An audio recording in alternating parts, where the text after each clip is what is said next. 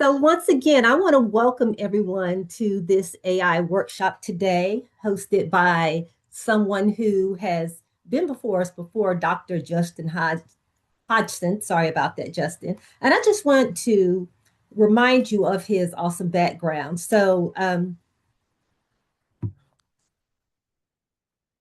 Dr. Hodgson is an award winning educator and digital transformation leader at Indiana University. And he currently serves as the strategic director for Gen AI faculty initiatives and as the director for the Digital Gartner faculty development programs in IU's UITS Learning Technologies Division. He's also an associate professor of digital rhetoric in the Department of English at the UI Bloomington campus in the park, right, at the UI Bloomington campus, and the author of Post Digital Rhetoric in the New Aesthetic. And so outside of IU, he is well known for creating JUMP, and that's an acronym for the Journal for Undergraduate Multimedia Projects, and serving as the primary host for the popular Adobe Express and Faculty Global webinar series. And so we want to welcome Dr. Justin Hodgson again to the stage as he does his workshop on AI office hours and why professors in 2026 should let general AI partner with them. Dr. Hodgson, I will turn the mic over to you. Wow, that's thank you. It's always fun to be here and hang out with everybody.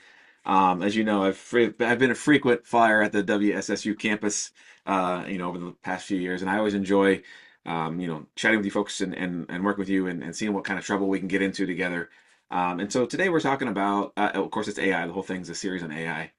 But thinking more strategically about like why you shouldn't want to partner with AI instead of avoiding it or kind of limiting your use. There are lots of positive ways to think about what it's doing, and how we're going to approach the conversation.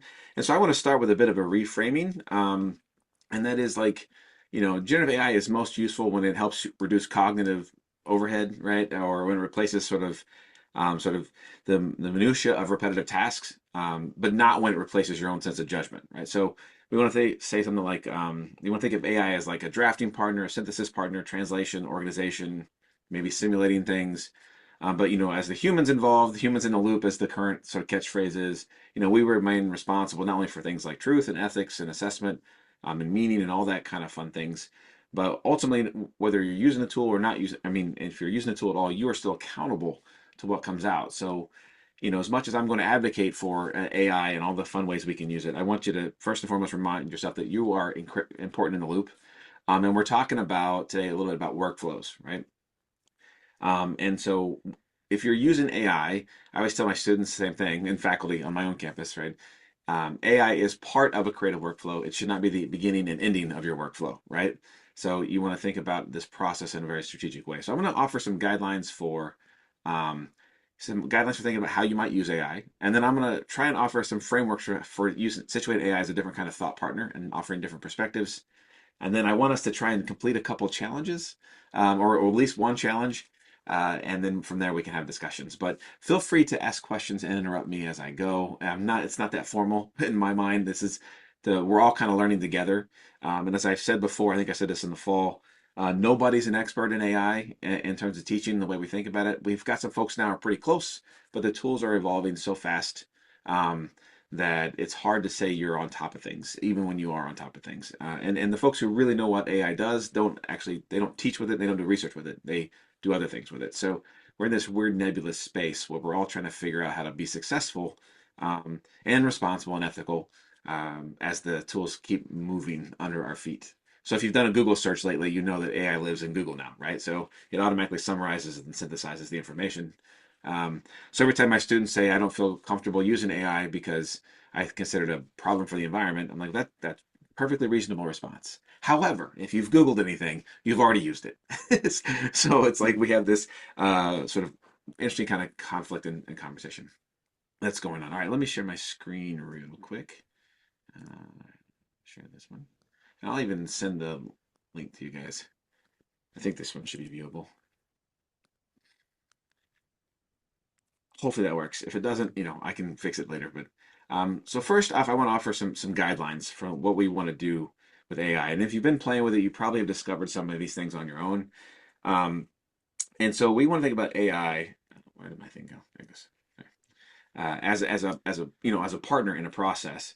But most importantly, we want to situate it such that it is in the upstream, right, and not just on the downstream. Most commonly, in faculty use cases has been, I've produced a work, I wrote a grant, I want to have it go through and polish my writing, right, or I want to see if it can help me, identify something at the end of the process. But I'm a big fan of thinking about this as part of your multiple stages of your workflow and going back and forth. My favorite use case of AI in my own life is I talk to ChatGPT pretty much every day. And so it's one of our provided tools, but it has this fun feature where you can not only dictate to it, audio record, and it just does the text for you, but it has actually an interactive voice mode where it talks back, which is both creepy and strangely effective. So it's my fake colleague in the hallway when I'm working from home. That's sort of how I think about it. But it's part of an ongoing back and forth in the process that I'm trying to accomplish. So step one here, guide one, is to think about it as earlier in the process and not just at the end. The second thing I always say is you want to treat it as like a junior colleague, right, and not an oracle. And that is, we have to give it context. We have to give it constraints. And you have to help it evaluate and revise sort of content and outputs. We have to give the sort of structure, maybe provide institutional knowledge if you think about it in that colleague metaphor, right? But it's not like it's just going to be again, it's not the end all of what we're trying to accomplish. It's somebody we can coach and teach and go and work with, but it's not something you just want to get your answers from, particularly not without offering a lot of information, right? So just don't, the whole don't trust it kind of thing at the front side. The third one is to be explicit about your constraints and audience. This is, when we're leveraging AI in a very specific way, it's if we don't define the constraints, or we don't clearly define the audience or the functionality of that, or the intention of that purpose we're trying to accomplish, it just does general stuff, right? And so it kind of rambles and meanders, and that happens, but that's not what we want. So we want to think about, you know, um, discipline norms, course level and information, institutional context, time limits on the activity or the thing we're trying to accomplish, things like assessment philosophy and guide. So we want to be really intentional about the kind of constraints and the audience that we're trying to target when using these tools. And then the last one I'll highlight, this kind of fourth quick guideline, is using AI to help surface blind spots and not just efficiencies. You've probably heard it 1,000 times already that it's going to make you more efficient. Well, that's not inherently true, right? It might make certain things more efficient, particularly as you become more comfortable with these technologies. But I don't think efficiency should be the only reason why we want to use them. Um, Machine reading, or artificial intelligence looking at different data sets and different kind of information, is able to surface sort of things that we might miss in our own work and in our sort of field and workflows. And I think one of the challenges that we're going to have today allows you to play with this kind of idea. So, there's lots of different ways we can think about this, but something I literally been thinking about this like the last 2 days, so it's kind of raw for me. But um, one of the ways I want to help people to think about the AI functionality is uh, through this, Debano's six hats, right? So Debano has this idea of like these different sort of perspectives we occupy in thinking, and we've been really trying to get faculty on my end to see these as thought partners and not as tools. So we want to give it a perspective from which to operate when we're engaging with the tool. So I've laid out Devano's sort of like six different types of hats, and it's just a metaphor he uses for thinking about the perspectives, and try to offer like what is AI good at, what are some use cases, and then what are some boundaries or restrictions or key points. And I'm gonna kind of walk through those pretty quickly just to kind of give you a sense. But if the link worked, you should be able to access them on your own. And so the first one is, we have this idea of the white hat, and the white hat is typically at Devano's level is all this informational stuff, right? So it's about facts and information and content. And AI is actually, pretty good at summarizing existing information, extracting patterns, comparing policies, and translating across jargon or disciplines. Again, my students' favorite use case is to have it restate what I've just said, but using like basketball metaphors instead of whatever nonsense I've used, right? So that it can leverage information in very specific ways. And so we can see this through certain kinds of practices where we might have it summarize learning objectives of a course across multiple syllabi, or learning outcomes from one class. One of the things I like is having it to map sort of conceptual absences or approaches in the field. It's looking at information and pulling out those using discernment to create that kind of content back for us. Or the other one is turning meeting notes into sort of a summary or open-ended questions. And we're going to play with a couple of those functional components today. But I always want to say that this is a boundary case, and this is sort of how I approach it heavily with undergrads specifically. And that is that AI organizes facts, but you have to verify and validate them.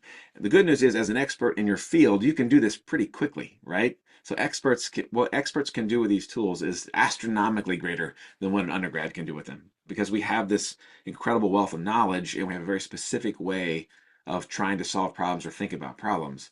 And so this is one of those moments where we get to really excel. And that's why it's important for undergraduates to also learn these things, or graduate students to learn the field knowledge so they can then leverage these kind of workflows in strategic ways. So we have AI as an information organizer, right? Putting information into very specific context. The red hat is typically often associated with feelings, right? Emotions. And so you might think about AI as helping simulate perspectives or identifying, potential emotional responses, or even identifying and naming sort of unspoken reactions in the way that, you can, if you're creating an assignment or you're writing a report or you're going to submit something to, key stakeholders, you can have it identify things like how might the stakeholder one is one I use before, which how might these stakeholders in this context interpret this policy suggestion or react to this proposal, right? It's not going to give you, it's not going to necessarily be 1000% accurate, jokingly with the percentages, but it can at least start to help you think through some of those conversations and issues, right? So something I've been doing in my own work lately is when I have an assignment that I was going to ask students to use AI, I'll have it play the role of the skeptic student who doesn't want to use AI, and have it ask like, okay, how might that student react, and or what would be some ways I can then, you know, support that work without requiring that work, right? So there's lots of different ways we can play with this sort of perspective, but again, we're trying to give it a perspective to work from, and that perspective allows us to do certain kind of things in our work. And so again, AI doesn't feel, so keep that in mind. It's not a human, but it can help us anticipate how others might feel. So we get these sort of different ways of thinking, and that's sort of the movement that we're after here. Because again, it's a cognitive partner, and not the tool that does all my work for me. So the one that's surprisingly really good is the Black Hat framework, which is this idea that AI is a structured skeptic. Okay. And actually, this is one of the places where we've had a lot of success with faculty starting to see why this could be of value in their work. So by default, if you've used ChatGPT or Copilot, I know is on your campus, the sort of default personality is very positive, right? It's like everything I ask from it, I'm a genius. I always feel great about myself when I'm done. It tells me all my ideas are great, and it's really exciting for me. However, that's not always what I need, right? And so there's a couple of different things you can do to change those settings, but the biggest thing that I recommend when you're working with them is just to say, I need you to be critical of my ideas. I need you to identify my bias, push back on what I'm thinking, challenge them in this process, and then let's work from there, right? And it allows you to stress test ideas, maybe have it look at your work and identify risks, or point out things that are confusing, unintended consequences, all those things. But it can be something to help push back and be that kind of critical companion that's going to ask you to think through your ideas in more targeted ways. And so there's lots, kind of the use cases.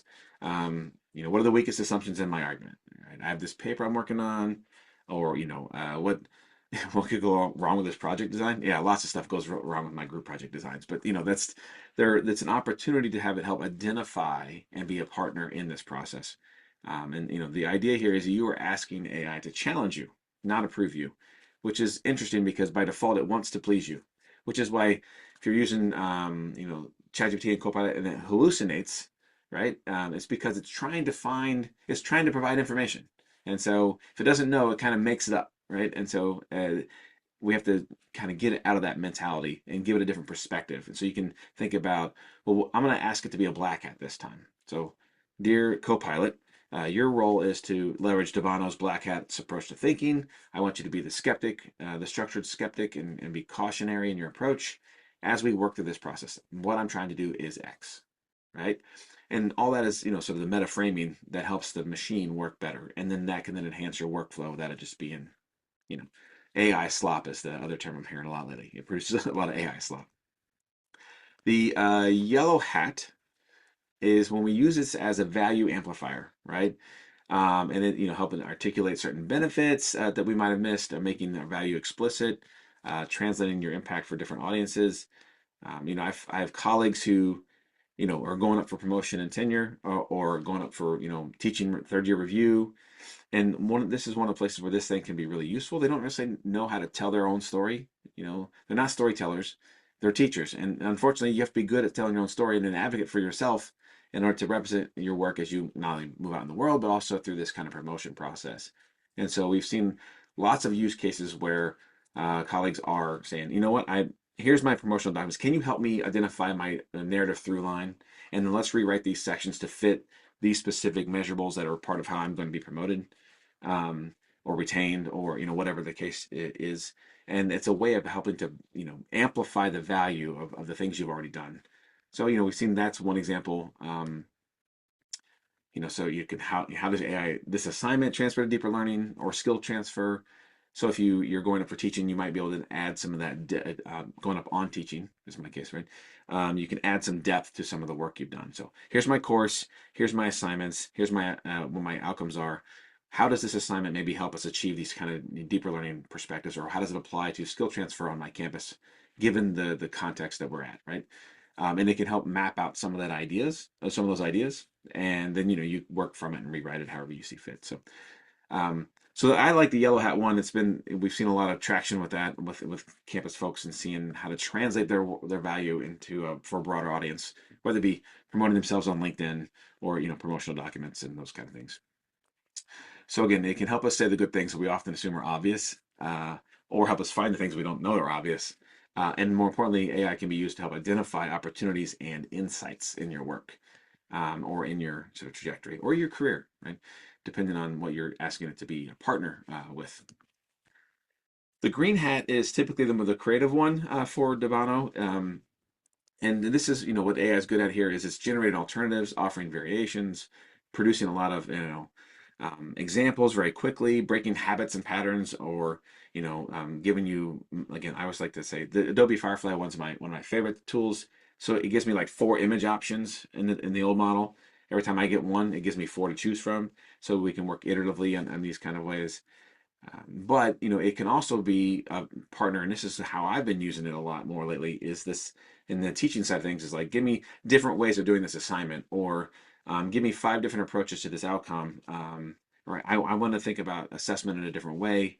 What does authentic assessment look like if I ask students to do X, and give me 2 to 5 examples, right? So it's a very quick way of sort of expanding my own thinking, and creating more possibilities for what maybe I was at to begin with. And I always think of this as the water cooler conversation, right, with a colleague, where we're sharing ideas. I'm like, oh, that's brilliant. I should do that, right? And it's that moment where it can play that role. If like me, you work from home and you don't always have colleagues in the hallway. I mean, I talk to my dog, but he doesn't talk back that much, so he's not really the best colleague, right?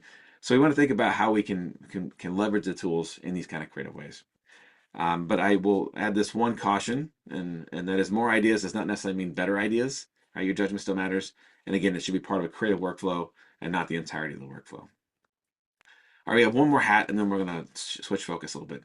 The last one, the blue hat, is this kind of like management kind of perspective, right? So AI is a meta thinking partner, um, and it's good at structuring processes, summarizing decisions, planning next steps, keeping thinking aligned with goals. Again, I know you have like Copilot on your campus. I don't know if you have 365 or just the regular web one, but if you have Copilot 365 and you're in a Microsoft Teams meeting, you can record the meeting, have it transcribed, and then Copilot will automatically take notes for you at the end and give you the actionable items, right?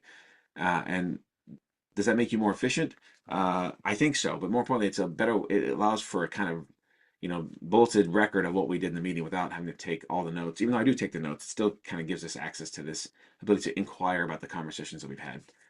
So I like it in those contexts. Again, so you could also use it for, outline the next steps to move your draft forward. So you give it, here's my draft of my work. Here's where I'm trying to go. What would be some good steps to achieve that goal, right? And it's they're pretty consistent in their ability to look at information you've given them and offer some sort of trajectory toward what you say is your intentional outcome, right? In that regard, it's quite successful. Uh, the last part is again, it's here. Just think of it as as a management partner. So any of the traditional management activities that you do, um, that whether it be administrative work, or in your teaching, these tools can be good partners, and I advocate for them in this regard, because if I can offload some of the stuff I don't want to spend time on, that I know is easy to use or to fix or to solve some of my problems, then I can spend my decision thinking energy or my mental energy on the things I do want to spend time on, and in that regard, it becomes a really useful kind of tool. Any questions so far? Okay, good. It's a relatively straightforward approach. I just want to make sure we get it in terms of the process. Um, and it's to me, this is where it's sort of started. We've started in my campus. We're starting to see people who use these tools really well really separate themselves in their impact and function from the people who aren't doing that work, right? So, for example, I'm on the committee. We have to reapply for accreditation, right? So it's a big task for IU Bloomington campus. I am fortunately one of the group members of that task force. It's a big undertaking, and so far we have a list of assets from the previous accreditation documents, and we have the new requirements. And it took me 15 minutes in the meeting to have the AI agent and Copilot automatically map those out and where we need to structure the changes. And now the faculty can actually they can just ask questions of the agent from the 2021 or 2020 accreditation documents. They don't have to necessarily sort through them all on their own. They can just ask the agent, say, what was the evidence we used for learning outcome or for program requirements in 2020 on this program, and it will just pull that information out for them.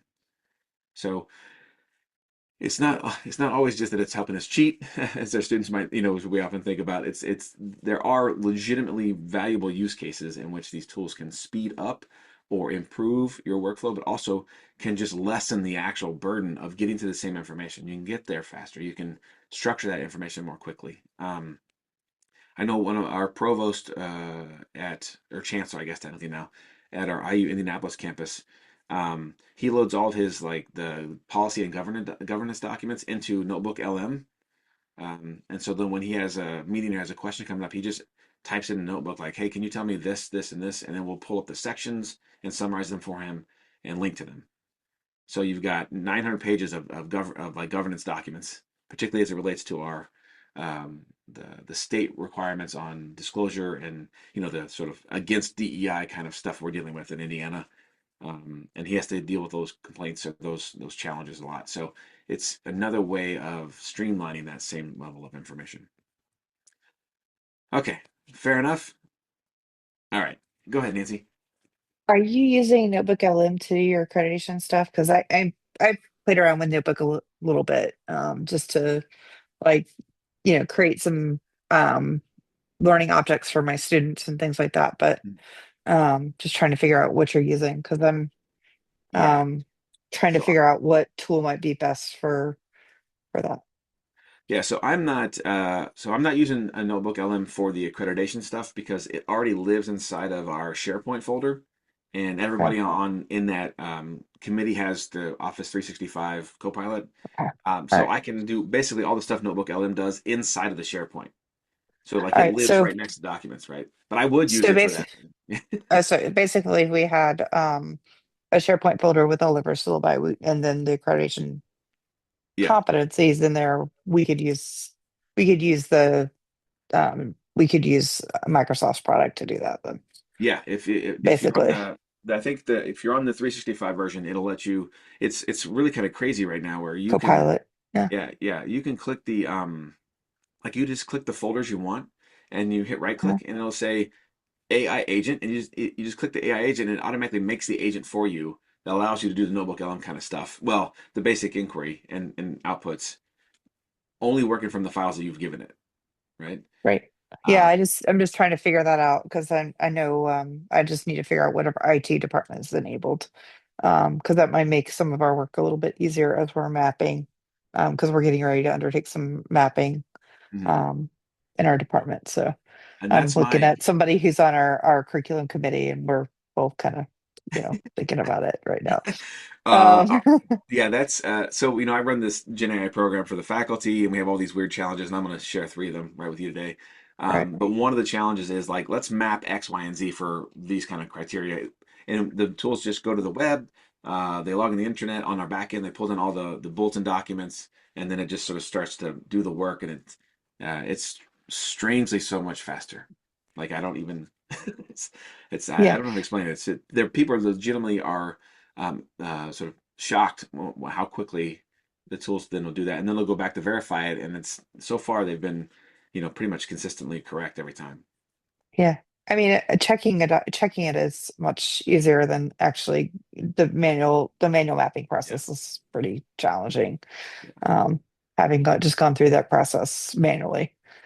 yeah. Um, so And now, of course, for the folks who are maybe unaware, if you're in the SharePoint one, I know Google does this too, but like if you have files you're given it to work from, it'll add the link to the reference of where it got that information from. So to verify that information or to validate, what's going on, you don't have to like go digging. You can just click the link and it will take you to that section.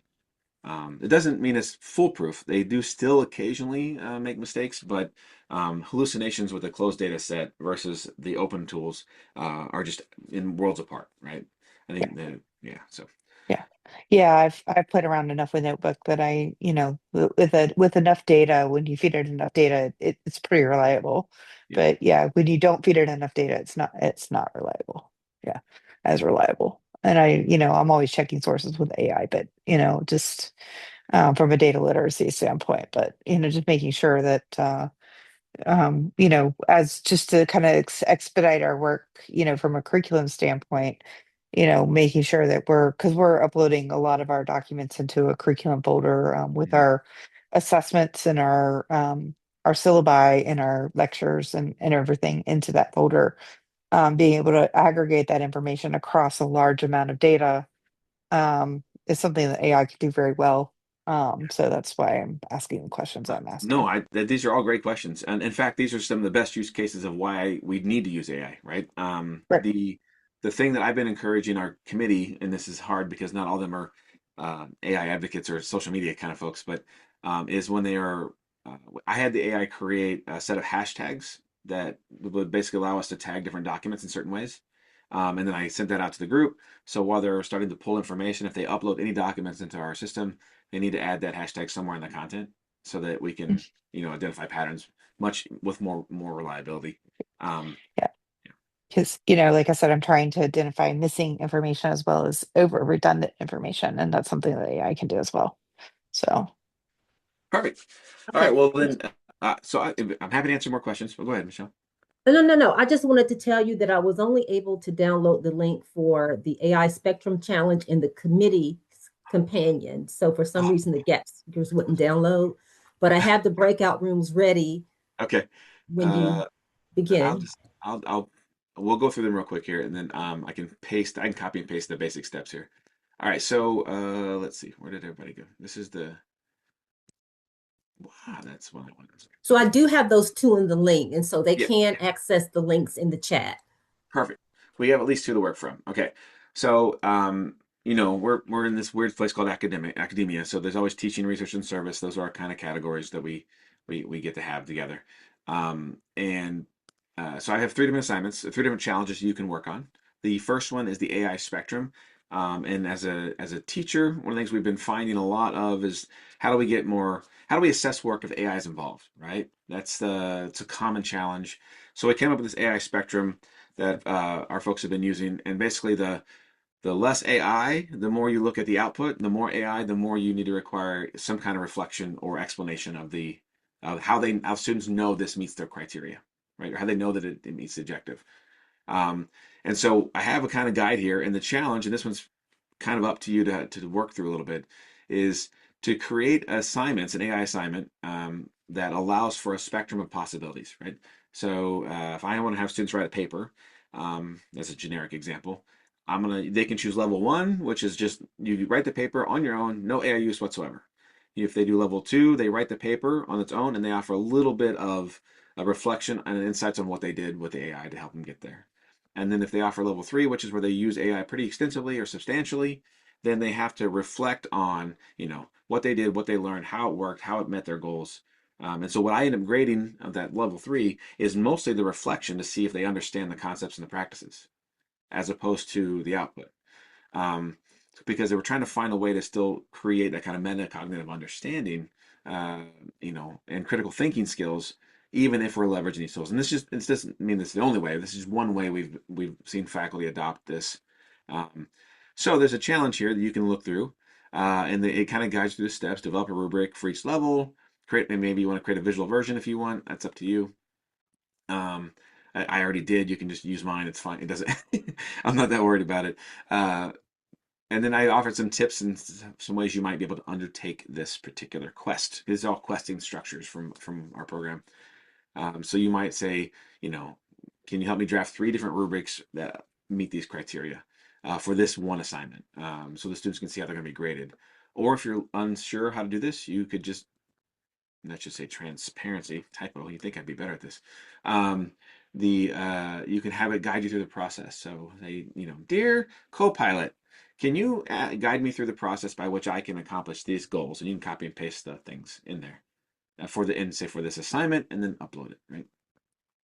And so when you're done, you'd have this whole fully developed AI spectrum kind of assignment with multiple pathways for students, which allows them, again, to kind of choose the degree of participation they want, if they want, right? And one of which is like, nope, I'm not using it, which is perfectly fine as well. So that's one, and then think about reflections that they can work on. Or you can after see if this works, right? That's the catch. The other one you have uploaded is the committee companion. I'm gonna share this one too, right? And so, and this one's a little more. This is a lower level challenge in our program. So you can quite literally just copy and paste, right? And figure out the information. So if you're unsure how to structure the prompt to get what you want, this one's a little bit easier. So the idea of this one is to help you organize and prepare for upcoming meetings, right? I don't know about you, but I've been in a lot of faculty meetings where it feels like we don't have an agenda, or if we do, we're never on task. And when we leave, there's never any actionable items at the end. And I'm like, what do we just do? Like, I don't, it's a waste of an hour. And they're always an hour long. Like, we can't do any meeting in 20 minutes. I don't understand how that even makes any sense. But we want to leverage these tools, or we can leverage these tools to help maybe organize and streamline and provide that structure that might make our meetings a little more efficient and a little more effective.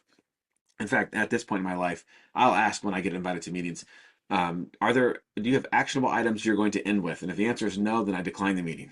Like, we don't need to meet if there's not something we're going to do about it, right? That's just people talking. So all the kind of tips, there's some tips for thinking about this too. Maybe add a little more constraints and go from there. And then I'll copy and paste the third one if you want to see it. This one has been really popular with our faculty as a challenge for their research. And the idea here is this is called the Gap Seekers Lens, is to have the tool look for gaps in your area of study in the field. So, what are some areas you might be missing, or things that, might be a good place to take your work. So, you're going to do things like, I'm preparing a project on X, and based on recent scholarship in the last 3 years, whatever, can you suggest 3 to 5 underexplored areas? And then for each one, provide a short description of the gap, 1 to 2 supporting studies, and then a sample research question, right? And put it into a table. So what you get out at the end is a table of different areas in your field that might be areas to explore further, a description of what that is, some studies that might relate to it, or a link articles that might work with it, and then a kind of sample research, a table that'll break all this down for you. So I think I can do this. Here we go. Yeah, I think I can paste it in the chat. If I find the chat again, there it goes. The downsides of this. I'm too long, but I'll do it in two segments. Okay, that's the main part. That's the second part. So you should have then 3 different challenges you can work on. I'm going to give you like 10 to 15 minutes to work. We're going to put you in groups. If you're struggling, not sure what to do, talk to each other. So you don't have to work as a group. You want to work on them on your own, but you do have a peer-to-peer learning group that you can ask for help and ideas.